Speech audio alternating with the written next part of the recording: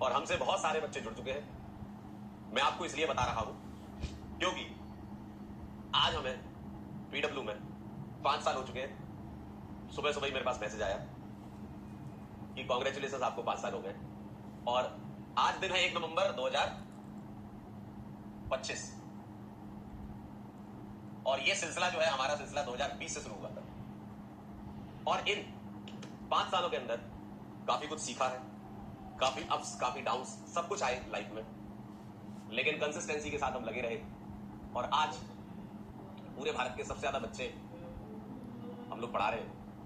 मतलब मैं उसको सबसे ज्यादा बच्चे नहीं बोलूंगा, मैं बोलूंगा सबसे ज्यादा भरोसे हमने जीते हैं, है ना।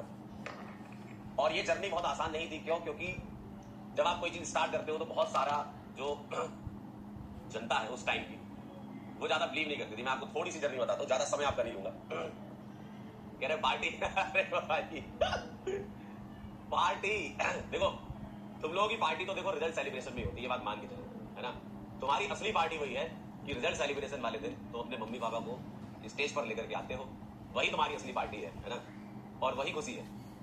ये तो जस्ट एक पड़ाव समझ लीजिए जो हमारा पड़ाव है, ठीक है। बाकी आप लोगों को बेहतर से बेहतर मेडिकल कॉलेज में पहुंचाना है, इसी उम्मीद के साथ हम लोग पढ़ाते रहते हैं, है ना।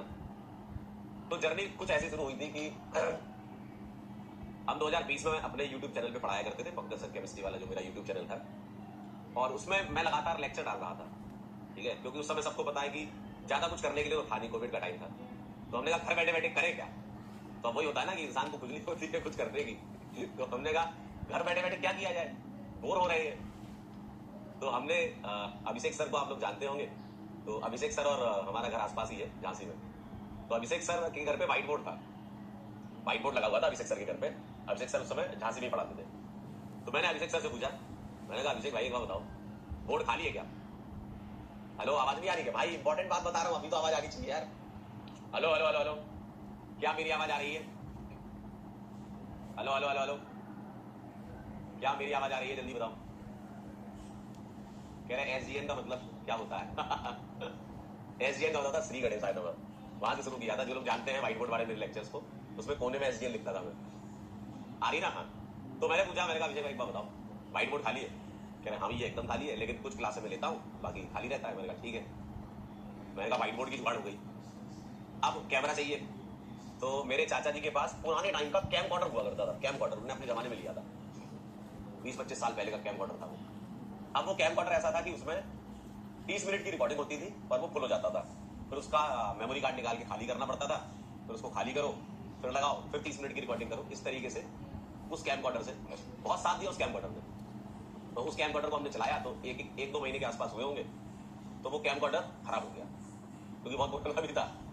अब उससे रिकॉर्डिंग ही ना हो पाया। अब हमने कहा क्या किया जाए, अब कैसे रिकॉर्डिंग की जाए। तो वो कैमकॉर्डर जो है अब वो खत्म, उसका काम हो गया था, जितना उसको देना था आउटपुट दे दिया था उसने।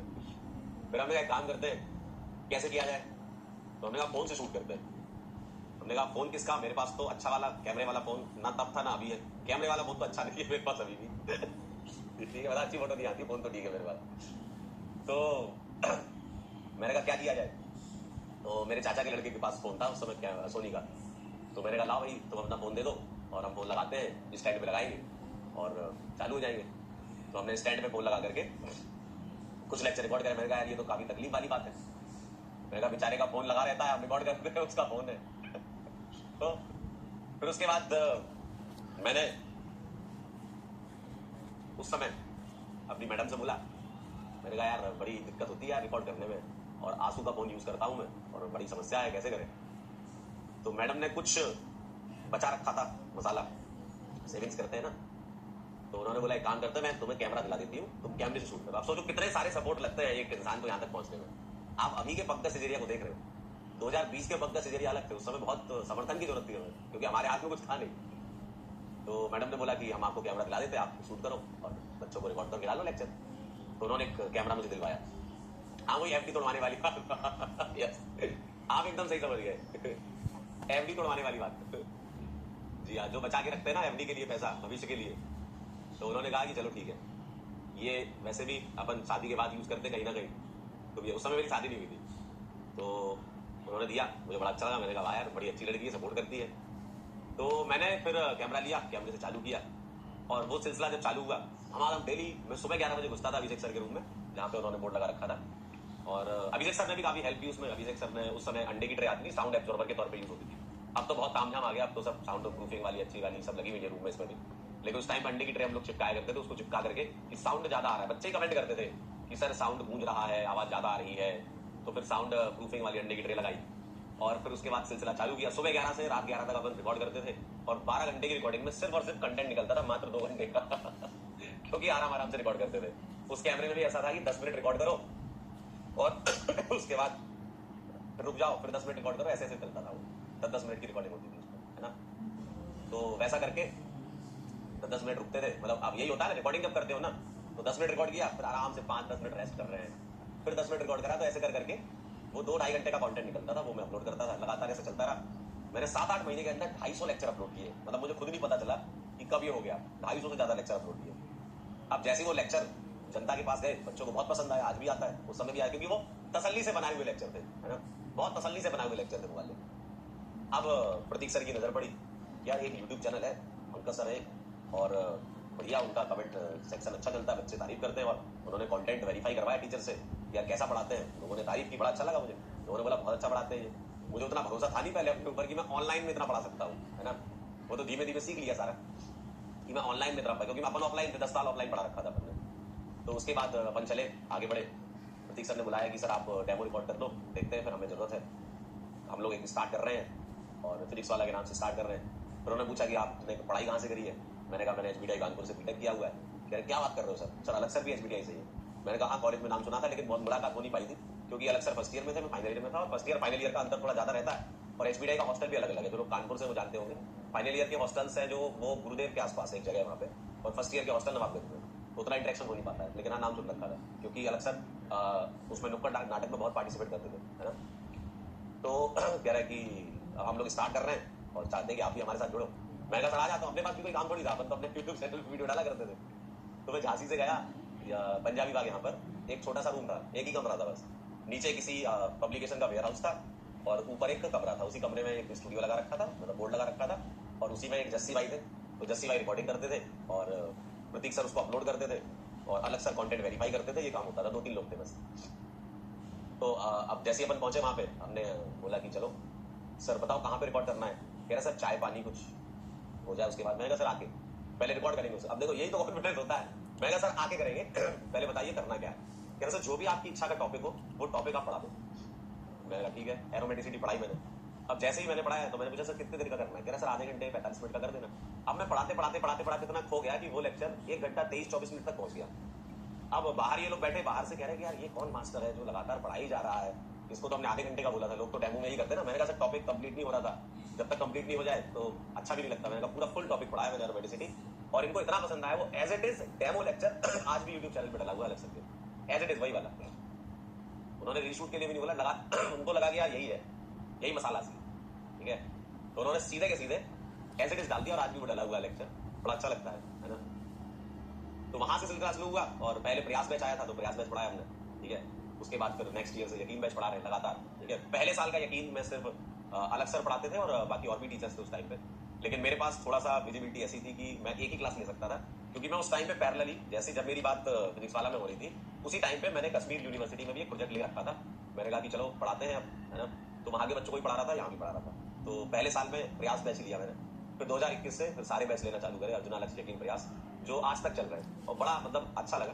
बहुत सारे अप्स डाउन आए, आप सभी लोगों ने अगर जर्नी ऑब्जर्व की हो फिजिक्स वाला की, उस समय आप मेरे ख्याल से 8th में होगे शायद, है ना, 8th में शायद आप लोग, तो 8-9 क्लास में आप होगे, उस समय तो देख ही रहे होगे माहौल, है ना। शायद आपसे कई बच्चे उमंग में, कई नींद में, कई उड़ान में पढ़ रहे उस टाइम पे। तो आप लोगों ने ऑब्जर्व किया होगा बहुत सारे अप्स डाउन चलते रहे जीवन में, लेकिन लगे रहे, और उसी का नतीजा है कि आज बहुत सारे भरोसे हम जीत पाए, और ये लगातार कायम रहेगा आगे आने वाले टाइम में भी, है ना, ठीक है। तो ये है, काफी जर्नी वैसी रही, घुमावदार भी रही बहुत सारी। कई चीजें तो आपको मतलब पता नहीं चल पाती, बैकएंड में बहुत काम होता है, बहुत सारे लोग, बहुत सारी टीम काम करती है ना। जो आप लोगों तक एक लेक्चर जाता है, जैसे आप अभी हमको देख पा रहे हो ना, तो इसमें बहुत सारे लोग इन्वॉल्व हैं। किसी इंसान ने क्लासेस लगाई है, किसी इंसान ने बैच में अपलोड किया है, लेक्चर प्लानर अपलोड किया है, किसी ने कोऑर्डिनेट किया है। बहुत सारे लोग इसमें लगते हैं, जो एक क्लास आपके सामने आती है ना। हम लोगों को तो आप देखते हो सामने, लेकिन हमारे पीछे जो बैक एंड पे बहुत सारे लोग हैं, बहुत मेहनत की है लोगों ने, है ना, और यहाँ तक पहुंचे। तो तो पूरी टीम का ही एफर्ट है जो यहाँ तक आई है। देखो ये सब चीजें एक अकेले इंसान की बस की बात नहीं होती। अगर मेरे से बोलो कि मैं अपनी क्लास खुद से लगा करके खुद से सब अपलोड कर दूं, तो मुझे कई चीजें टेक्निकल तो पता ही नहीं है ना भाई। कई बार अगर आवाज नहीं आती है तो मुझे नहीं पता ना कैसे किया जाता है, तो उसके लिए भी टीम है कि आवाज सही करनी है ना। मतलब सब लोग मेहनत करते हैं बैकेंड में। ठीक कह रहे मामी से मिलवा मिलवाएंगे कभी समय आएगा तो, ठीक है। और अब 5 साल हो चुके हैं, काफी अच्छा लग रहा है, ठीक है। और एक होता है ना कि एक इंसान से आप क्या उम्मीद करोगे कि भाई जीवन में क्या चाहिए। मैंने भाई जीवन में सब कुछ कर लिया, सही बता। अगर मैं अपने लेवल पे सोचूं, अब ऐसे तो सोचने को तो बहुत सारी चीजें कि हेलीकॉप्टर ले लो, प्लेन ले लो, है ना, लेकिन एक ऑप्टिमम मतलब जिस जगह से हम आए हैं, है ना, झांसी के पास में गांव है रानीपुर, तो एक गांव से निकल करके यहाँ तक पहुंचे हैं, ये अपने आप में बहुत बड़ी बात है ना। और इसमें बहुत सारे लोगों ने सपोर्ट किया है, एक अकेला इंसान कभी कुछ नहीं कर सकता। एक देखो क्या होता है, आपको हमेशा तैयार रहना होता है, ठीक है। जब आप प्रिपरेशन अपनी अच्छी रखते हो, तैयारी रखते हो, ठीक है, अपॉर्चुनिटी आपके सामने हमेशा आती है, और जब वो दोनों मिल जाती है तो ऊपर वाला आपके जो है वो बोलते हैं ना कि लक साथ देगा आपका, तो वही होता है ना, तो वही होता है, समझे।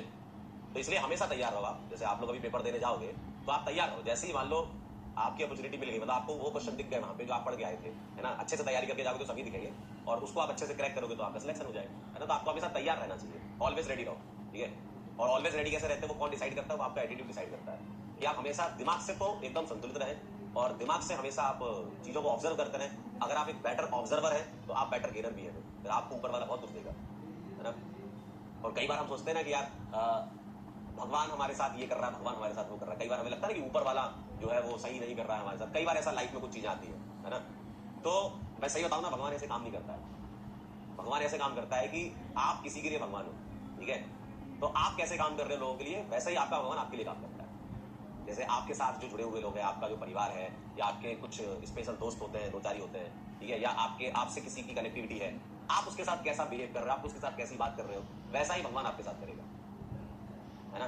तो मुझे तो मतलब भगवान ने बहुत कुछ दिया ऊपर प्लेन, है ना, क्योंकि मैं हमेशा ये चाहता हूँ कि मेरे साथ तो ये काम करिए चीज, इसलिए मैं आपको बता रहा हूँ, है ना। मेरे साथ ये वर्क किया है कि मैं लोगों के साथ अच्छा करता हूँ तो मेरे साथ अच्छा होता है ना।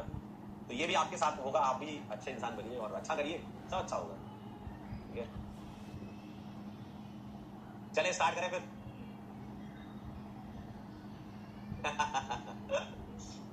चलिए भाई, कह रहे लव मैरिज की कहानी सुना दो। अरे बहुत लंबी कहानी है, पूरी क्लास निकल जाएगी, ऐसा ही बताऊं। पूरी पूरी क्लास निकल जाएगी।